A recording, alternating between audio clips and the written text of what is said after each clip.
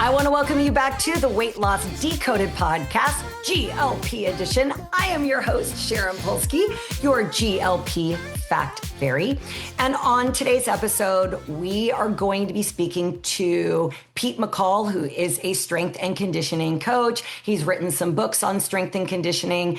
And you hear this a lot, but skeletal muscle mass is going to be your currency for longevity. So the more skeletal muscle mass you have, the longer you're going to live. So we are really going to talk about the importance of strength training when you are on a GLP, because there is some evidence out there that people will lose a significant amount of skeletal muscle mass when taking a GLP. Now, in my experience, none of my clients have ever dropped below optimal. I coach more than 2,000 patients, but the concern is real. And as your metabolism slows down because you lose skeletal muscle mass, then the concern is that we won't be able to wean you off of your GLP. So that is why this is a very important episode. If you like today's episode, can you please like, subscribe, and tell your friends all about us? Thank you so much. And stay tuned for a conversation with Pete McCall.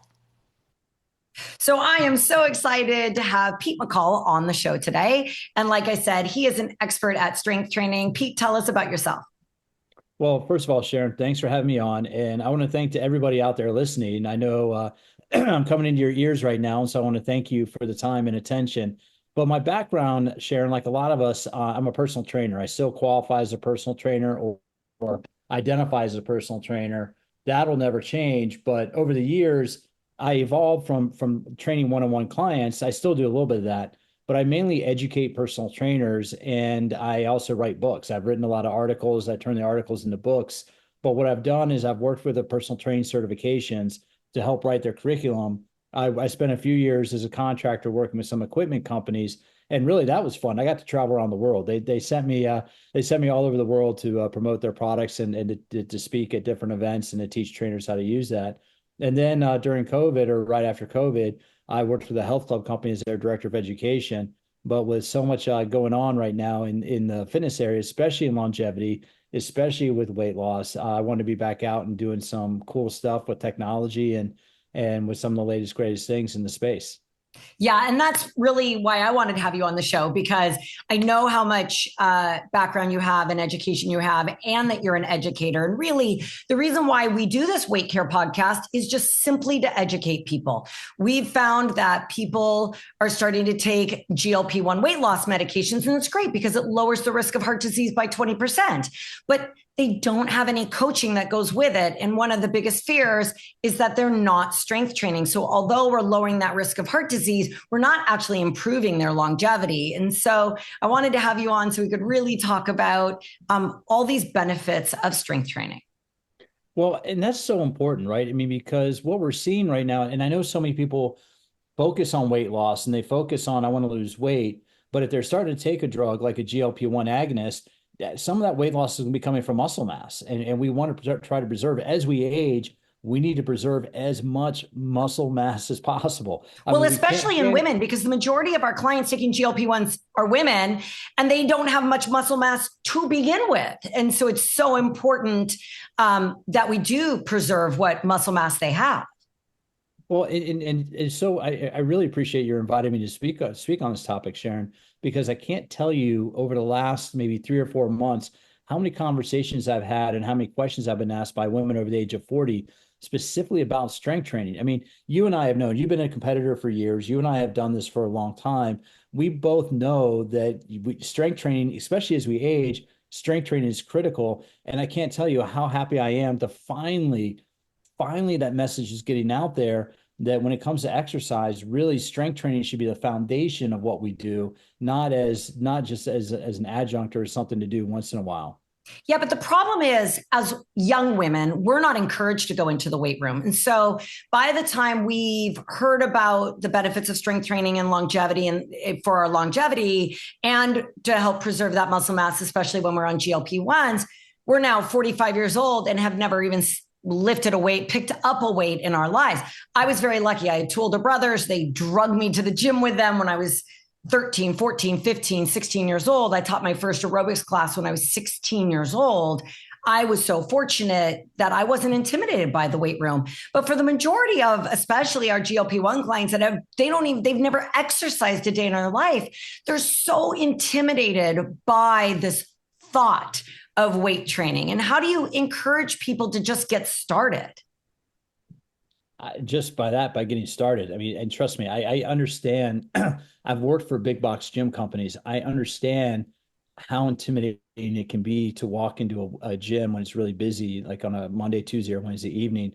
And I always use the analogy of me going to an Apple store, right? I'm relatively tech savvy, relatively. I mean, if you give me an Apple product, I can kind of figure it out. But Well, I cannot at all. So you're but I buy Apple because I want it to work, right? I buy Apple because I want it to work. And I always think about when I go to the Apple store, or if I go to Lowe's hardware store and I'm asking for help, I always think about that. That's exactly what a new person must feel like in a gym, right? Is if I go into an Apple store, I have somebody more than half my age, they're young 20 something. They usually have something pierced in their lip or their nose. yeah. They have tattoos everywhere. And it's like, I just want this to work. How does it work? And I feel that there are a lot of people out there who go to the gym. It's like, I know I need to exercise. I want to exercise, but what do I do? How do I get started? And that's one of the reasons why I wrote my book, Smarter Workouts, is really to having educated personal trainers for years. I wanted to give the consumer audience a basic, hey, here's the same information that trainers have, and here's what you need to consider when starting an exercise program. And I also think it prevents when you start to educate the consumer on this very low level, entry level, it stops them from Googling and talking to a friend. So you kind of take both of those things aside and you say, look, we're going to spoon feed you this information so you are highly educated. Well, and that's the thing is we're starting to see, I mean, you have to take a step back and realize that we now have such an educated consumer, an educated fitness consumer, whether they're getting that education from social media, whether they're getting that education from mainstream media, whether they're buying books or whatever. They're now more than ever. I mean, people can get a tremendous amount of information about the benefits of strength training and even about how to do it, but they still need to go do it. I mean, that's the main thing is muscles do not get stronger unless you're lifting weights. I mean, muscle, and you can't grow muscle. It's really, well, I shouldn't say you can't, but it is very, very, very difficult to grow muscle and gain muscle mass without doing strength training or without doing some resistance training. So, and I know, and what's interesting too is I've seen, I mean, nowadays in the gym, if you go to the free weight area in the gym, well, number one, before 10, 15 years ago, no gyms, no commercial gyms had like an Olympic platform, a free weight Olympic platform. You had a couple squat cages, but you did not have the wooden platforms. And now almost every large gym you go to, I was in one the other day, I was in a 24-hour fitness the other day for the first time. They had 10 platforms. It was a very busy 24-hour fitness, and they had 10 weightlifting platforms, whereas 20 years ago, zero gyms had zero commercial gyms had zero weightlifting platforms. And what we're seeing in the gyms is that now those weightlifting platforms are taken up probably by about 50% young women. I've noticed the same thing, but they're definitely a very specific demographic. They're definitely under 30, maybe under 35. But, how do we get these 45-year-old perimenopausal, menopausal women that are so intimidated? How do we just get a set of 5-pound hand weights in their hands so then they do have more confidence to carry them into those gyms? Well, and that's the thing. Every woman I've spoken to in their 40s and 50s who started strength training in their 40s and 50s are like, why didn't I not? They always ask, why didn't I do this earlier? Why didn't I do this sooner? I mean, I'm sure you get that all the time. I get it all the time, but it was access to information. It really was. Now, I would say in the last 2 years, especially since COVID, people are on social media. They're seeing a lot more women my age. I'm 51, a lot more women my age weightlifting. And therefore they think, well, if she can do it, I can do it. So yes, in the last couple of years, we've seen a little bit of a shift, but people see me, they might be 300 pounds. And they're like, I could never do what she does, even though they're the same age, we're the same demographic, because they think that their size is a hindrance to walk them in, or they're just plain intimidated. They're afraid people are going to look at them funny. And here's the thing. I totally get that. Right. And I totally get, and there are idiots in everywhere you go. There are idiots in every walk of life. But Yeah. this is really, and you can back me up on this, Sharon, and we don't know each other that well, but I'm pretty confident that in the gyms I've been in, if you go to the gym, the people there respect the fact that you're there, right? The people in the gym, 100%. If a 300-pound woman walked into any gym I've ever worked with, and I work with gyms across the entire United States because of the body scanning programs that I do. If I had a 300-pound woman walk into any gym across the United States, they would be welcomed with open arms. And so 100%. that I agree with you until they tell a gym owner they're taking GLP-1s. And that's where right now they feel like they have to hide that fact because people are ruthless on the internet. But to your point, yes, I want them to walk into the gym and I want them to start the weightlifting program. And anybody in that gym would be happy to show them how to pick up a weight, pick it up safely, and use it effectively. And that's the thing. Even the most intimidating looking guys, like the guys with the biggest muscles or the women with the biggest muscles, to be honest, they're usually some of the nicest people. They are the nicest people I've ever met.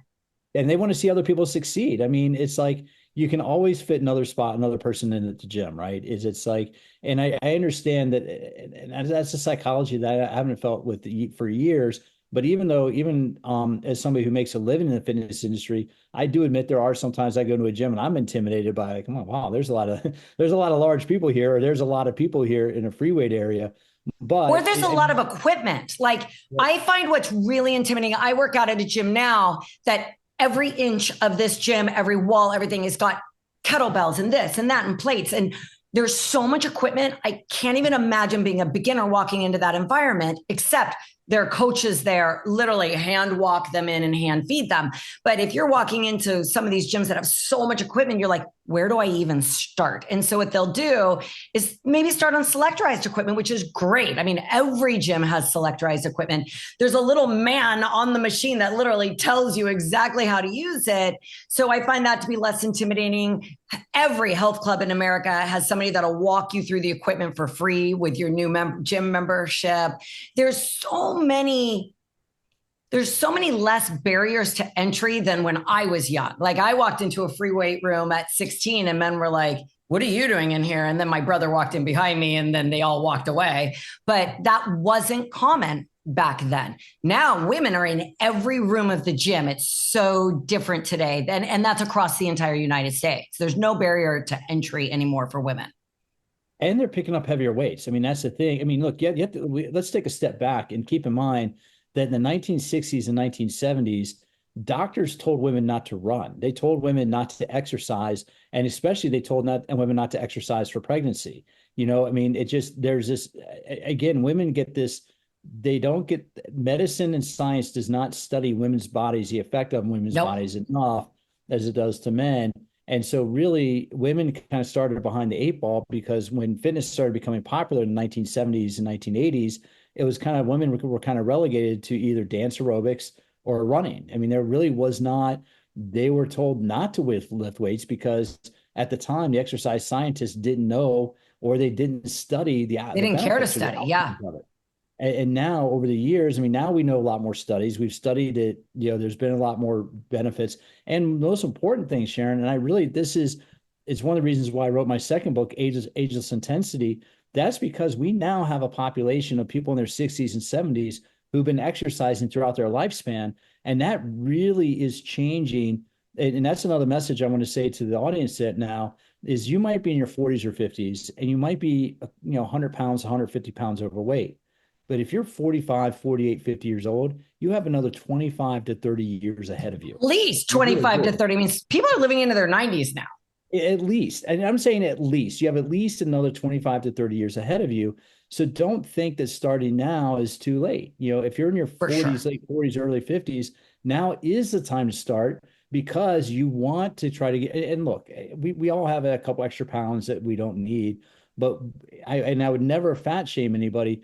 But carrying that much extra weight is just not healthy. It really is. And that's a problem. That's really a problem. From the last 2 years, there's this whole movement of it's okay to be fat. And if you have a conversation about somebody being overweight or over fat, then you're shaming them. And we know that this isn't true. And then we say, well, my blood work's the blood work of a 20-year-old, even though I'm 150 pounds overweight. And that's just simply not true. The majority of people that are overweight do not have the blood work of a 20-year-old that is of healthy weight. And so we've really gotten away from having conversations about being overweight, which is one of the reasons why I love having this podcast, because we can indirectly have that conversation.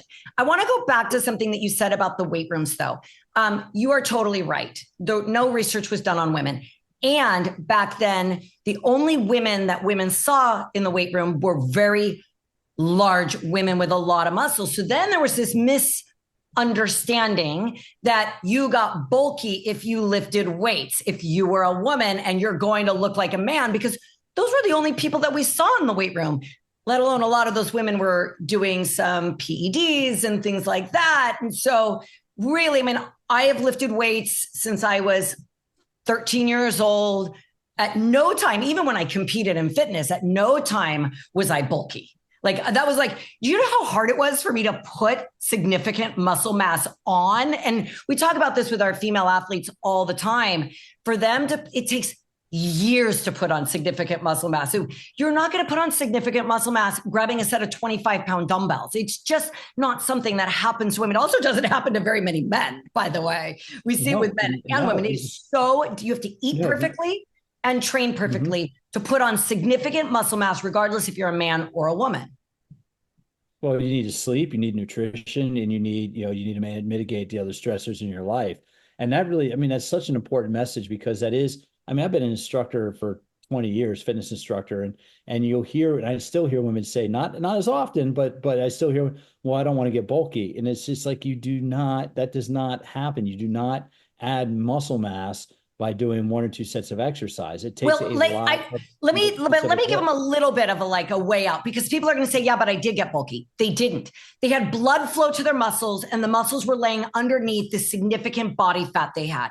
So they did appear bigger when they were looking in the mirror, and then they quit right away. Instead of follow through for 6 to 8 weeks, because then you're going to start losing that body fat. Your muscle mass is going to be higher, and you're going to see that you actually get very, very small. You're not getting muscular bulky, because we don't put on muscle mass that way. You just had blood flow to your muscles, and it was sitting underneath the body fat. So you appeared a little bit bigger in the very beginning, but it's not something that actually lasts. But trainers are not anticipating that fear, and so they aren't doing anything about it, and they're not educating their clients. So their clients quit.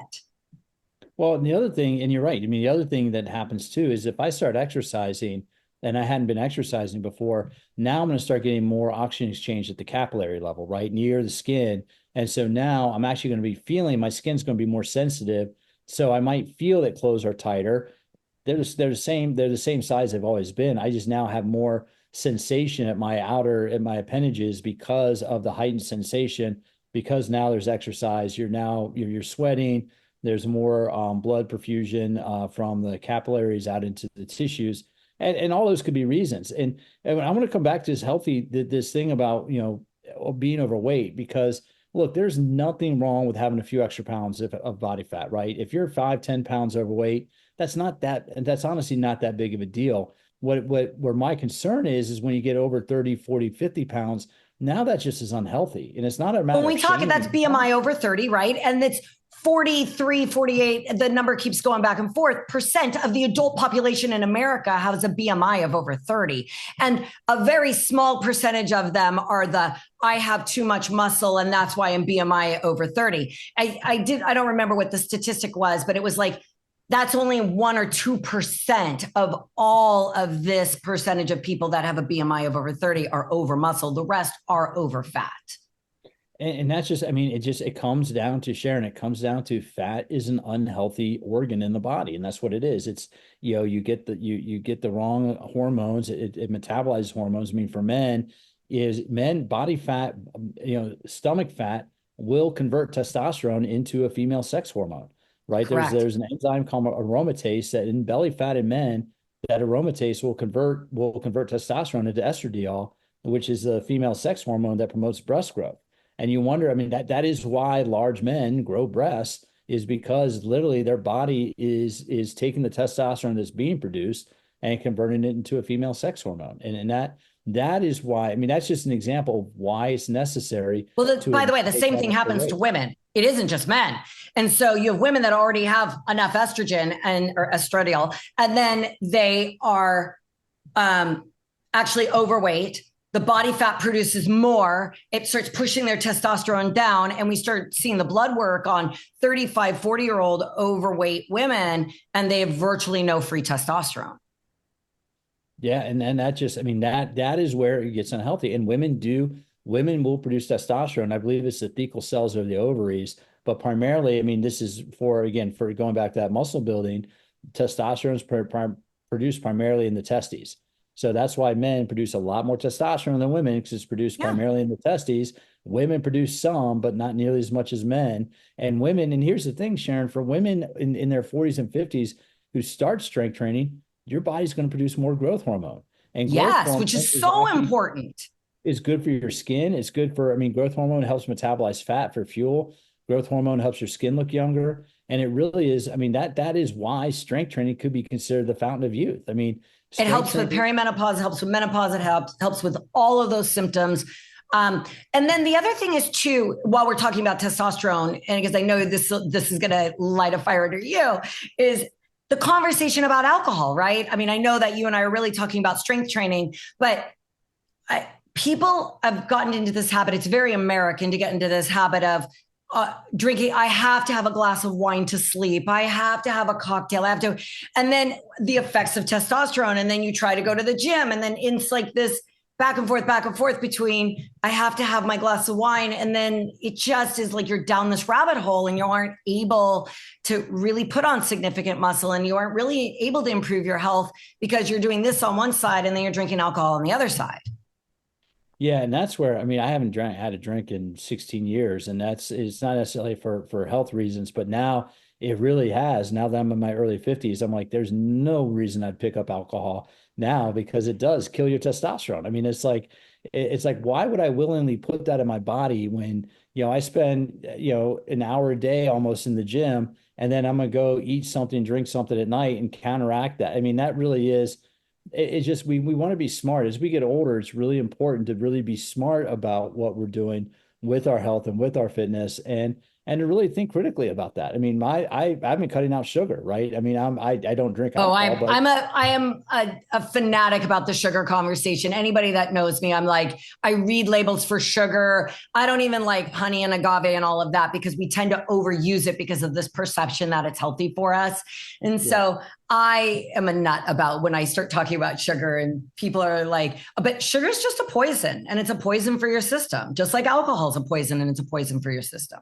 Well, and where I'm going with that is like, look, I mean, I'm admittedly a sugar junkie, but now that now that I understand a lot more just about the dangers of it, especially too much glucose in the bloodstream, I mean, that really is what disrupts everything, right? And that's what a lot of people don't realize. Nobody goes, like, we always joke, right? In the fitness industry, we always joke that Monday is International Chest Day. Nobody goes into the gym. Nobody goes into the gym in the morning or in the evening, whenever they go to the gym, and says, today is my hormone day. Today I'm training my hormones. But that's what we don't realize, is that every time we do exercise, every time we impose stress upon the body, we're getting an endocrine, or we're getting a hormone response. And if you do too much stress too frequently, you're going to get overtrained, and now you have a high cortisol response, and you're in a stress state. And that really is, I sometimes I feel bad for the general fitness consumer, because we put out all this information, lift weights, don't lift weights, do cardio, don't do cardio, do this, don't do that. But the bottom line is, when we look at using exercise to manage our health, and really that's to anybody over the age of 35 or 40, forget about having a beach body. I want to be very specific about that. Yeah, I agree. Forget about having a beach body. Use exercise to manage your health and manage the aging process. I always say improve the quality of your life moving forward. And that was why I got into this business, was because I had two overweight parents. My mother very, very much suffered from her weight, and I didn't want to suffer like that. And I wanted to help people not suffer. But, yes, there's all this information out there, and it's too much information, but it really all boils down to 5 fundamentals, which is sleep, stress management, hydration, nutrition, and exercise. Some cardiovascular to make sure your heart and your lungs are functioning well, and then strength training. And if we could just focus on those 5 fundamentals, even on a very low level, every single one of those things on a very low level, you would see vast improvements in people's health and their longevity. Well, I am of the firm belief. I mean, you're absolutely right. I am of the firm belief that if people would walk 15 to 20 minutes a day and at least do do the ACSM minimums or do the President's Fitness Guide minimums of doing one like full body strength circuit, like for the major muscle groups, 3 times a week. So you just need to do one set per body part to a point of fatigue 3 times per week. You walk 15, 20 minutes a day. That really is not a lot of time investment. Now, you're not going to be a supermodel on a competition stage, but your health, the quality of your health and the quality of your life will improve significantly, absolutely significantly. And that just is walk 15 to 20 minutes a day, do strength training 3 times a week. And I think people will be blown away. It's like, wow, I'm feeling so much better. And this is all I need to do. I mean, I say that too. Like I built an entire business around 30-minute fitness classes, and we have weights and we have cardio. And I built a business that was open for more than 20 years, just around that fast total body workout. And people did lose weight and they looked great. But how do we get the GLP-1 patient that is significantly overweight, has never picked up a weight before? How do we get them just to pick up their first weight? That's just start meeting them where they are. I mean, that just is do what you can do. I mean, that really is anything I've ever said to anybody about starting an exercise program. Do what you can do. Let's start where you are and you'll get better. Every day you're going to do one more step. Every day you're going to do one more rep. Every day you're going to pick up one weight that's a little heavier. But even if you're 150 pounds, 200 pounds overweight, go for a walk around the block. Do a wall sit. I mean, I always say do a walk around the block, but grab like some 5-pound hand weights, have them delivered to your house. You can buy them. They'll be delivered in 24 hours. We all know who that is. And so grab a set of 5-pound hand weights and go for a 15-minute walk after dinner every night. And then you're absolutely right. Do some wall squats, do some wall push-ups, or one of my absolute favorite hacks is wall push-ups for people. And then if you can't squat, stand up and sit down. Stand up from a chair, sit down in a chair, stand up in a chair. That's a squat. And those are like your basic fundamentals to get you started. Or, I mean, the thing about with going for a walk is get a backpack, put a few books in it, and now you're rucking. I mean, and carrying a backpack, if you have 10, 12, 15 pounds in there, you're going to burn a few extra calories and you're going to get some strength benefit out of it. So hand weight or a backpack no, you're absolutely right. And that really is, it sounds, people are like, oh, that's, they might hear, if I can't do an hour, then I'm not going to do anything at all. I hear that all the time. If I can't do an hour, I'm not going to do anything at all. People say to me, if I can't take 2 classes at your fitness studio, I don't want to come. I'm like, the whole reason we have 25, 30-minute classes is so you do something. So on the days that you have more time, do an hour and a half. The days that you have less time, I want you to go for a 15-minute walk post meal. So you're using some of that insulin and put those hand weights in your hands. And let's just do something every day. I always call it 2s. Never skip 2 days in a row of exercise. So you got to do something, never skipping 2 days in a row. No, I mean, I like that. For years, I've always said a little bit of something is better than a lot of nothing. And I know that probably you're probably like me when, even if you get really busy, your schedule gets out of control, I'll take the stairs. I mean, I've been known to walk. I take the stairs and I park really far away from the front door. So at least I get some steps in. And then that's what I mean. And it's just like, I know that sounds a little corny, but those of us that live in the fitness industry, we do this. I mean, this is how we get our extra steps in, because I love parking far away from the door because it makes it easier to get out of the parking lot. And you get that's true too. Walking. I mean, you're closer to the exits, you get a few minutes of walking. But when I've stayed at hotels and I need some extra exercise, I'll get off 10 or 15 floors below my floor, or just walk up to my floor. And that's my workout for the day. It might not be a great workout, but climbing up 15 sets of stairs is going to be a lot better than doing nothing. And climbing up one set of stairs would be better than doing nothing. Like my dad's 91. My dad still drives. He's super sharp. He does the banking, everything. But he's not a workout guy. He's gone to a gym a little bit, but he was a guy that played basketball and did all these other activities. And he has even said to me and he's the guy that parks as far away from the front door as he can, even though he has a handicap placard because he had hip replacement surgeries. He still parks as far away from the front door as he can. He's like, I'm going to pick up exercise everywhere I can. But even him, he has a lot of regrets now at 91 years old, because when he sleeps at night, he sleeps on his side and his hips hurt because he's got no muscle left. It's skin on top of bones. He gets a lot of pain in his hips and it wakes him up at night. And he has a lot of regrets now that he wished he would have followed me and my brothers into that weight room when he was younger and could do it with us. Yeah, no, I've been watching my dad. My dad's 81 now, and he's been losing muscle mass. He just stopped lifting weights about maybe 3 or 4 years ago. He started losing his balance. He has a little bit of Parkinson's, and he has some balance issues. So he got nervous being in the weight room. But I can't. It's scary how quickly he's atrophied and how quickly he lost muscle mass. And that's why I say, if you're in your 40s or 50s now, start exercising now. I mean, the research shows that we can gain muscle in our 70s and 80s, but don't wait for that. Don't wait for it and go, shoot, I should have started. Start now. Do something now. And now, I mean, this is one of the best times to start joining the gym, because the fitness industry is booming. I mean, there's so much access to information now. Like, and I will say this: if you can't afford a gym, YouTube is an incredible tool. You're not going to get hurt picking up a pair of 5-pound weights and doing some exercises off of YouTube. If you're sore the next day, you're not injured. You're just sore, and that's a good thing.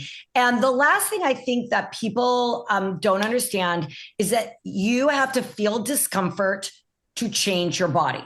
If you're always comfortable, your body will never change. And so I always say to my ladies, if they take a break every time they're tired, their body is never going to get pushed enough. So I always tell people, time it. I want you to do 5 minutes of something or 4 minutes of something, or last time you could only do 2 minutes, the next time you're going to do 3 minutes of a bicep curl. And I want you to always challenge yourself a little bit, because you can't stay in that comfort zone. It's not going to, your body just won't change if you do that. No, I mean, we always need, discomfort creates change. That could be emotional. That could be I know, but human beings do not like to be uncomfortable. No, but physically, emotionally, spiritually, none of the above. No, and I've always said that for years, because somebody might say, well, this hurts. It's like, wait, time out. Is it hurt? Does it hurt, or is it uncomfortable? Because if it's painful, we'll stop. Because I do not, as a personal trainer, we do not want people to be in pain. That is not something we want. But if it's uncomfortable, suck it up, buttercup. That's what you're paying for, right? I actually have a shirt that says that. I wear it pretty frequently. Because you need, but sometimes you need to stop and say, hey, is that painful? Because we'll stop if it's painful. Yeah. Or is it hard? Because if it's hard, then do it. We're going to keep going. So Pete, if you had one thing to tell GLP-1 weight loss patients, because that's who our audience is, if you had one thing, one word of advice to tell them right here, right now, what would it be? Consistency. Always strength train, be consistent with strength training. You don't need to do 5 days a week. 3 days a week is good, but be consistent with the 3 days a week. Week after week, month after month, year after year for the rest of their lives. Well, especially when going through the phase of the GLP-1, because we talked about this the other day, Sharon, is your body is changing how it metabolizes and processes carbohydrates. Carbohydrates help make up muscle mass. Carbohydrates are stored in muscle along with water, stored in muscle cells along with water. And that's one way we get muscle volume. So if we start manipulating, we start taking a GLP-1 and we start changing how the body metabolizes and processes carbohydrates, we need to pay extra special attention to strength training, because strength training is the mode of exercise that is most specific to muscle health and muscle function.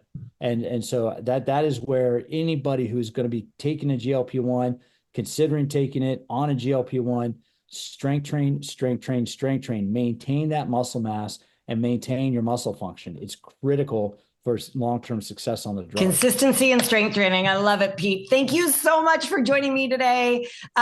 We are going to post information about where people can get your books down below. And I want to thank you for coming and joining me today. I really appreciate it. Certainly. No, thank you for having me on. It's always a pleasure to have a conversation and advocate for more exercise.